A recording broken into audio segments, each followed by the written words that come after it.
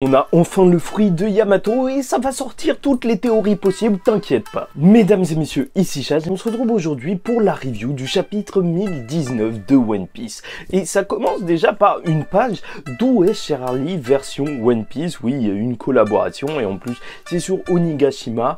Et il faudrait dire que je sens qu'il va y avoir beaucoup de théories. Mais bien sûr, c'est parce qu'on voit un personnage de l'équipage de Barbe Noire. Je crois qu'il y a même des gens qui ont vu NR, mais au final on voit même Gaimon, tu sais, celui qui était au tout début du manga enfermé dans un coffre en bas à gauche. Et donc je crois que Oda il essaye de nous troller, mais en même temps nous lâchons quelques indices, on sait pas ce qui est vrai, on sait pas ce qui est faux, donc ça sert à rien d'essayer de faire plein de théories sur ça parce que je crois vraiment pas au retour de Gaimon pendant cet arc.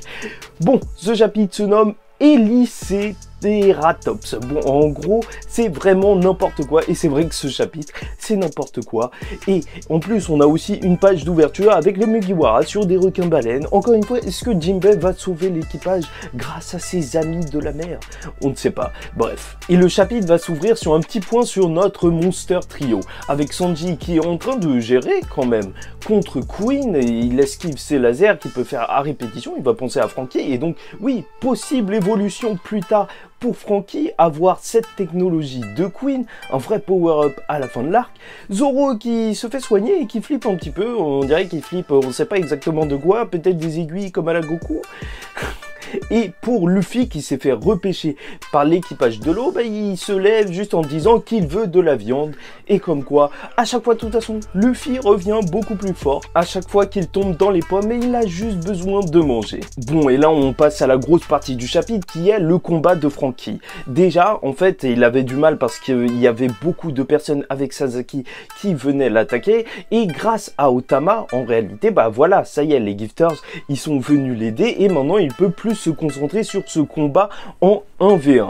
Et comme d'habitude avec les combats de Franky, c'est des combats de force brute où vraiment en fait c'est des bonhommes qui sont en train de se battre et Sasaki va passer dans sa forme hybride. En fait, on a l'impression qu'il change pas tant que ça, mais juste ses bras ils deviennent plus longs, ça lui permet d'attraper des armes et on voit mieux ses tatouages. Mais le plus important c'est bien sûr sa peau de dinosaure qui reste encore très solide, même si on voit la cicatrice que Franky lui a fait et qu'il va pas oublier. Bref, son épée, il va y avoir un petit crochet qui va tourner, donc voilà, ça va lui donner de la vitesse et de la force, et aussi autour de sa tête, parce que Oda est parti dans un délire où il va faire voler un Triceratops, et Franky il va être, tu vois la petite page là, la petite case où Franky il est étonné et tout content de voir ça et tout, je le sens arriver, hein. Un jour Franky aussi va se battre en volant, et là il y a eu le texte le plus what the fuck de la semaine, puisque Franky va demander comment c'est possible, il va lui dire c'est ça que fait un Triceratops. Oda est un troll, de toute façon c'est un troll. Bref, par contre visuellement la case la plus drôle, même si on n'est pas censé être dans un combat comique, on y est, alors pourquoi pas, c'est Sasaki qui va se tromper de sens pour ses hélices et va aller en arrière au lieu d'aller en avant pour affronter Franky. Ouais, cette tête m'a tué. Et par contre, il a une puissance destructrice hors norme. C'est normal, ça fait carrément exploser les bras de Franky. Franky qui se défend quand même, petite prise de catch, mais il a surtout repéré la faiblesse au ventre de Sasaki. Et même s'il va juste le faire valser avec son premier rayon laser et qu'il va revenir et écraser toute l'armure de Franky, il sera sorti et va lui lâcher un radical beam pile dans le ventre et on va le voir à terre. Après, est-ce que c'est la fin du combat? Bien sûr, Franky a mené un très bon combat, mais je commence à trouver ça de plus en plus bizarre, les Tobiropo. De toute façon, normalement, les Zoan, leur plus grande force, c'est la régénération, comme nous l'avait dit Crocodile lors d'Impel Down. Donc voilà, je m'attends peut-être à un retour. Imagine en fait tous les Mugiwara qui battent les Tobiropo, puis retour des Tobiropo en éveil devant eux et à 100%. Là, ce serait vraiment chaud. Et je sais pas, je sens qu'on se dirige vers un truc comme ça parce que c'est un petit peu trop beau. Bref, on part sur la partie Yamato Kaido qui sont en train de parler. Oui, Kaido qui reconnaît la force de Yamato, même s'il n'avait pas prévu de lui donner ce fruit qui est apparemment très intéressant. Mais voilà, déjà, à qui il voulait donner ce fruit du démon? S'il voulait pas le donner à sa fille. Ok, ça c'est un premier truc à noter. Et s'il ne voulait pas donner ce fruit à Yamato, est-ce qu'il voulait que Yamato Yamato soit un combattant.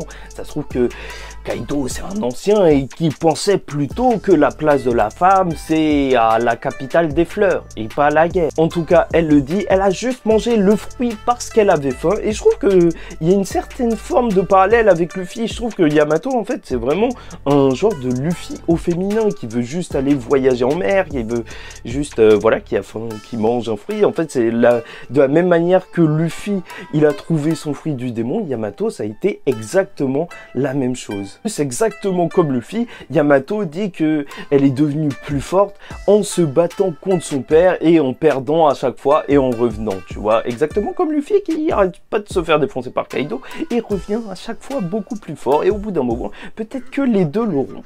Et le chapitre va se terminer par Yamato qui dit que si elle n'avait plus ses menottes et qu'elle ne s'était pas enfuie, c'était juste qu'elle se devait de protéger ce pays si elle voulait s'appeler Oden.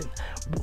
Voilà, on voit sa forme hybride, toujours pas de nom pour la forme hybride, donc on sait pas vraiment c'est quoi son fruit. C'est vrai qu'elle ressemble énormément à un Sulong. Par contre, la théorie comme quoi ce serait l'animal opposé au dragon dans la mythologie chinoise et tout, asiatique, où c'était un genre de tigre blanc, bah je trouve que ça colle pas trop. Déjà, bah tu vois, au niveau de ses pattes, en fait, je sais pas comment trop te l'expliquer, son genou, il est bizarre, tu vois, on dirait plus une biche, et en plus, elle a des cornes.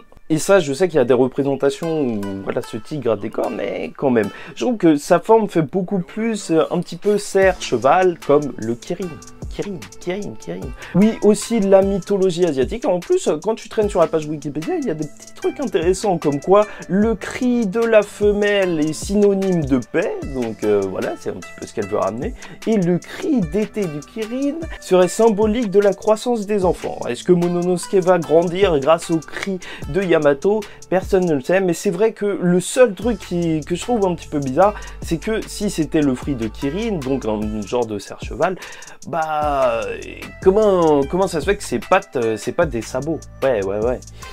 Enfin bref, on verra bien. En tout cas, si c'est le fruit du tigre blanc mythologique, bah ce serait cool qu'il y aurait Marco qui remonterait, parce que ça y est, tu aurais 3 des animaux sur 4 et il manquerait plus qu'une tortue mythologique. Bah après, il faudrait la trouver, mais ce serait possible. Moi, je vous le dis, j'attends l'éveil des Tobiropo, parce que je pense qu'il y a un truc à jouer. S'il y a bien un arc qu'on doit en apprendre, mais beaucoup plus sur l'éveil des Zoan, bah là, c'est maintenant. C'est maintenant et c'est pas plus tard, c'est pas à la fin de One Piece qu'on doit découvrir ça, c'est pendant cet arc, au moins pour King, Queen et Jack. Ça, c'est clair et net, il nous le faut. N'hésitez pas à commenter, liker, disliker la vidéo si ça ne vous a pas plu. Abonnez-vous parce que chaque semaine on parle de One Piece, mais pas la semaine prochaine parce que, tu sais, il n'y a pas de chapitre. Mais la semaine d'après, oui, on sera là. Et en attendant la semaine d'après, je vous dis ciao tout le monde, faites attention à vous et paix sur vous.